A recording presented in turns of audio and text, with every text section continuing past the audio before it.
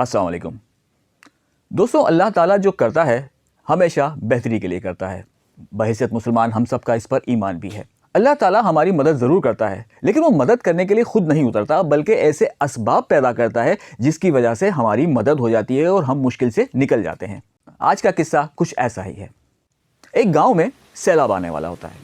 گاؤں کے لوگ سامان وامان اٹھاتے ہیں اور بھاگنے کی کرتے ہیں۔ سرکاری طور پر اعلان ہو جاتا ہے کہ بھائی سب لوگ گاؤں خالی کریں، یہاں سیلاب آنے والا ہے، پانی وانی بھر جائے گا، سب لوگ ڈوب جائیں گے۔ اب گاؤں والے سب نکلنے لگتے ہیں۔ ایک شخص بیٹھا رہتا ہے اپنے گھر میں۔ گاؤں کے کچھ لوگ آتے ہیں، کہتے ہیں بھائی سیلاب آ رہا ہے، نکلو یہاں سے، ڈوب جاؤ گے۔ کہتے ہیں نہیں تم لوگ جاؤ، مجھے میرا اللہ بچائے گا۔ کہتے ہیں بھائی مرضی ہے تمہاری، چلے جاتے ہیں۔ کچھ دیر میں سیلاب کا پانی اندر آ جاتا ہے گاؤں میں۔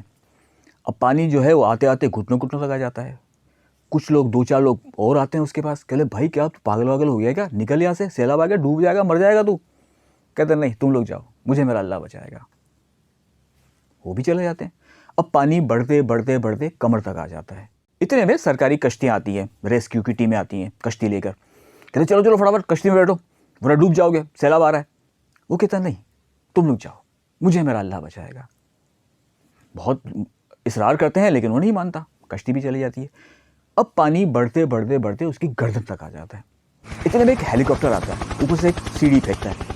اوپر سے آواز آتی ہے چلو چلو فٹافٹ سیڑھی پکڑو اور اوپر آ جاؤ ورنہ مر جاؤ گے، تم ڈوب جاؤ گے۔ وہ کہتا ہے نہیں تم لوگ جاؤ، مجھے میرا اللہ بچائے گا۔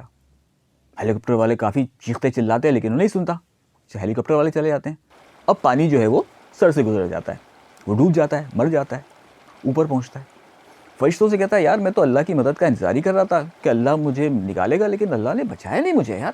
فرشتے کہتے ہیں جب سیلاب آنے والا تھا نا تو اللہ نے تیرے لیے کچھ لوگوں کو بھیجا تھا کہ جاؤ اس کو خبردار کر دو سیلاب آ رہا ہے، لیکن تم نہیں مانے۔ پھر پانی جب گھٹنوں تک آیا تب اللہ نے پھر دو چار لوگوں کو بھیجا کہ جاؤ اس کو کہو کہ نکلے، لیکن تم تب بھی نہیں نکلے۔